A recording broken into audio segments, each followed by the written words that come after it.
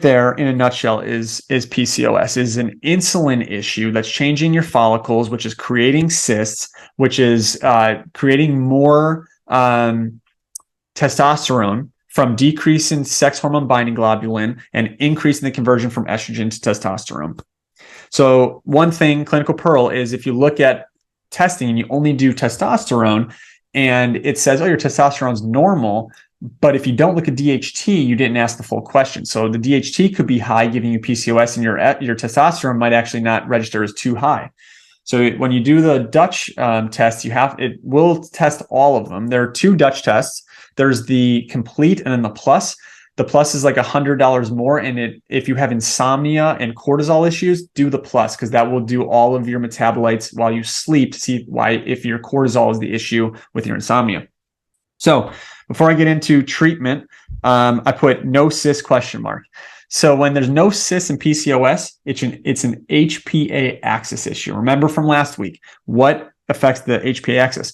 Cortisol. It's your adrenals. Your adrenals secrete a little bit of testosterone. So if you are pushing your adrenals hard, you're going to secrete a little excess testosterone, and you're still going to get cysts and PCOS.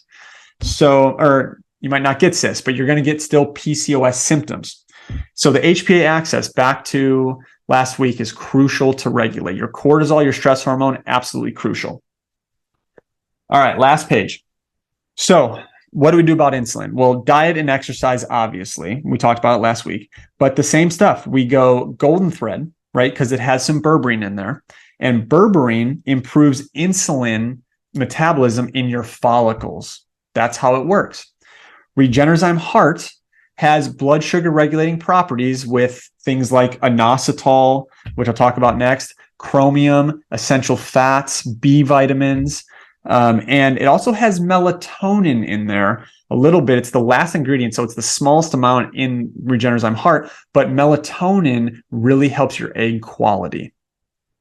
And then black cumin oil. That's a blood sugar regulator and also builds healthy blood to get everything working properly. Healthy blood, healthy hormone carrying, right? And then the next one I use a ton of is inositol.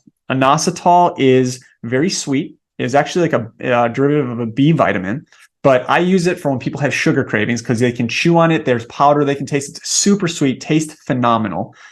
Clinical Pearl, I also use it for seasonal depressive disorder along with vitamin D. So when it gets gloomy out and you get depressed, inositol. Now, inositol is in Regenerozyme Heart, but I will actually use more. So I'll usually either use standard processed tablets or vital nutrients powder, and both are in my full script. But what does inositol actually do? Well, it gets glucose into your cells. So it actually reverses insulin resistance, right? And this is huge. It reduces insulin-induced androgen synthesis on ovaries. So literally there is a synthase on your ovaries that in the presence of insulin secretes more androgens, right? So insulin helps turn that down.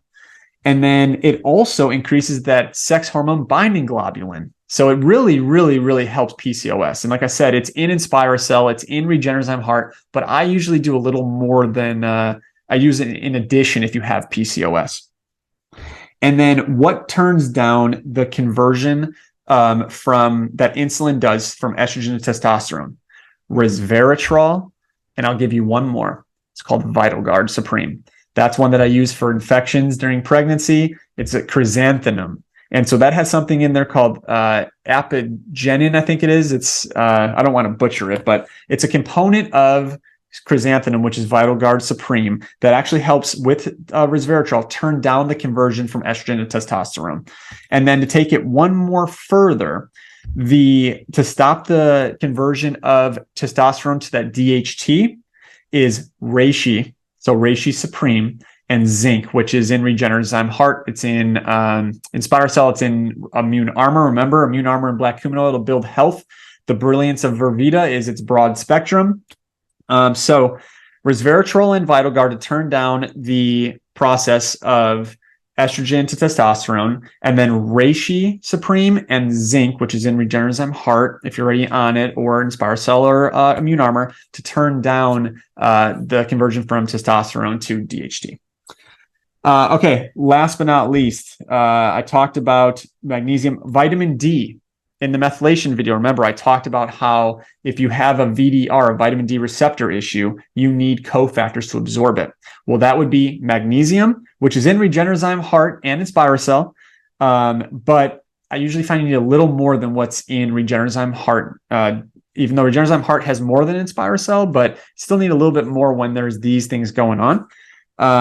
But magnesium helps absorb vitamin D, and then vitamin A and vitamin K. So there is a product called ADK in my full script from Designs for Health. And I think it's for Designs for Health. I'm like 99% sure. That is the one that I would use for vitamin D. And then rewatch the hormone video. Again, that is the bread and butter of how to really treat all this. Now you have the pathways that if you know what's going on in your body, you can use these to help you even further. And last but not least, I started with a clinical pearl. I'm going to end with a clinical pearl. So here's the emotions of endometriosis, fibroids, and cysts. Endometriosis is insecurity, disappointment, and frustration, and replacing self-love with sugar and blaming others. Fibroids are nursing a hurt from a partner and a blow to your feminine ego. And then lastly, cyst is running the old painful memories and then nursing hurts and a false growth. So that is estrogen metabolism, endometriosis, fibroids, and PCOS. In 2 weeks from now, I will do menstrual cycle, fertility, and menopause, and that will close up mostly the hormonal series of 3. I hope you enjoyed this. I know that many of you know people with PCOS, endo, and fibroids. Share this membership with them. I think these last video and this video and really all the videos will change their life and change the trajectory of their life. One last thing that popped in my head before I go is if you have fibroids the size of grapefruits or a ton of endometriosis, this is where Eastern and Western medicine can blend. Have I seen fibroids shrink? 100%. Have I seen endometriosis improve and go away? Yes. But sometimes when you've had it for so long and you're just getting into this, sometimes surgery might be an okay thing to remove it, and then you use this to go after the root cause in the first place to stop it from growing again. So if you opt for surgery, I use it as a last case scenario, but don't take shame in it. Know that Western medicine is there in emergency situations, and then use this to better the future of your hormones. Thank you for watching, and I'll see y'all in the trenches.